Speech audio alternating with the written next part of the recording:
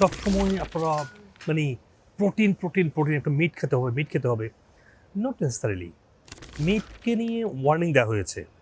আমি দেখেছি যখন মিট খাই প্রথমে খেতে ইচ্ছে করে, তো আমি যখন মিটটা অ্যাভয়েড করি মিটটা আমার মাথায় আর কাজ করে না, আপনারাও নিশ্চয় দেখেছেন। এবং এই মিটের এডিকশন থেকে বেরিয়ে আসতে হবে। অনেকে বলে ও আমার বাচ্চা তো মিট ছাড়া কিছু চিনি না। আপনি আপনার বাচ্চাকে এডিকশন করেছেন মিট খাওয়ার জন্য। দেখেন আমি এই মুহূর্তে দুবাই এয়ারপোর্টে দেখতে পাচ্ছি প্রচুর খাবার, অতটা কিন্তু মিট নেই।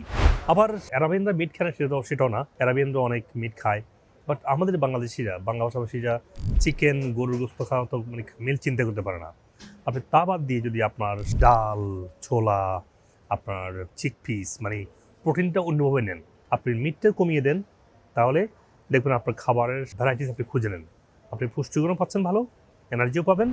মিটের যে ইনফ্লামেশন দীর্ঘস্থায়ী যে শরীরের যে ইম্প্যাক্টটা এটা আপনার কমে যাবে। এই গুরুত্বপূর্ণ ভিডিওটি আপনারা শেয়ার করবেন যাতে করে আপনার আত্মীয় স্বজন এবং পরিচিতজন উপকৃত হতে পারে।